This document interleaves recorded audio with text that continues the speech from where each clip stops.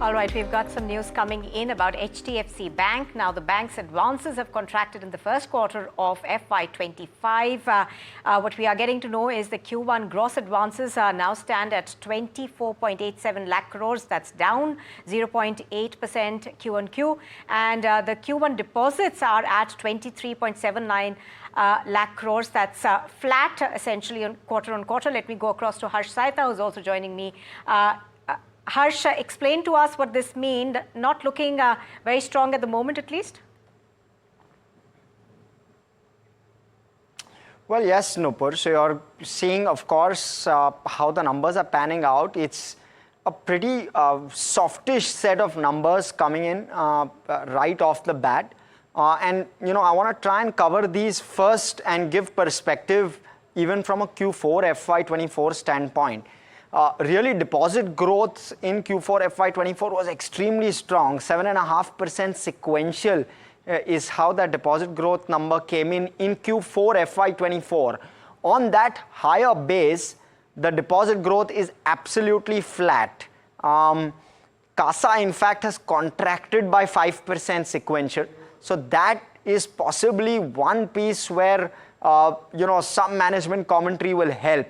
But that's on the deposit side of things. The real large disappointment has come on the advances side of things. Now, mind you, advances grew just 1.5% in Q4 FY24.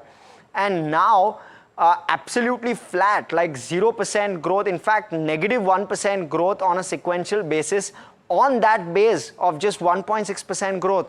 So clearly, either they're choosing to not grow, or else growth is more difficult to come on a higher base. Really, the explanation will be awaited and will become more pronounced once we get some more management commentary after the Q1 FY25 numbers. But essentially, growth not there. Even when I'm looking at the numbers just on a year-on-year basis, consol numbers now disclosed, 15% is the advances growth year over year versus Q1 FY24, mind you, the combined book, 14.9% is the growth and 16.5% growth on the deposit side of things when you're looking at the combined book for Q1 FY25 versus Q1 FY24. Right, Harsh, stay with us. We're also going to bring in Mimamsa now. Mimamsa, you know, we were talking about how these numbers aren't looking very, very good at the moment, but give us your perspective.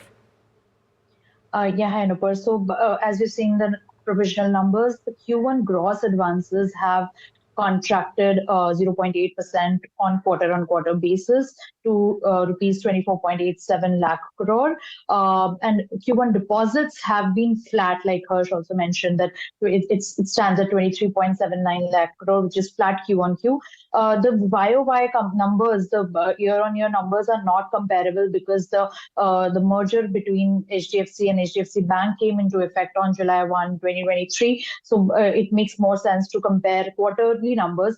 One of the reasons why the deposits have been flat is because the bank has been struggling with the credit deposit ratio, and as the entire industry, the banking industry has been. But HDFC, considering that it is the largest private bank in the industry, the numbers have been weaker than the Q4 numbers this time. So credit deposit ratio has been a major point of contention for banks in general. So that is why probably we are seeing the gross advances and deposit numbers are not have not risen as much on quarter basis. Of course, we have to wait for the management commentary when the final numbers come in the coming days.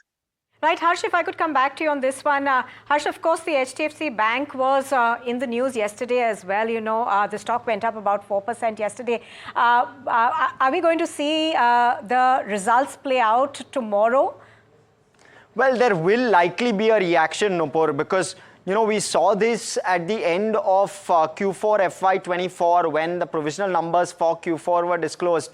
There was clearly a positive reaction given the kind of deposit growth number that HDFC Bank had clocked.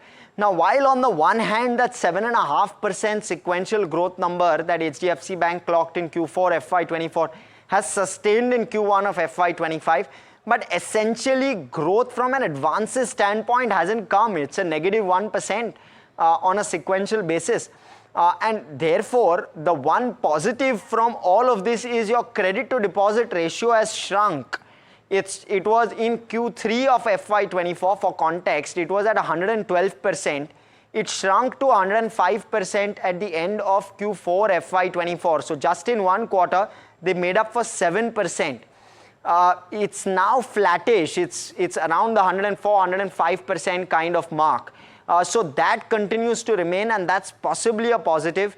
The other possible positive is just that deposit growth, which was very strong in Q4, seems to have held up. It's not grown, but it's not degrown either.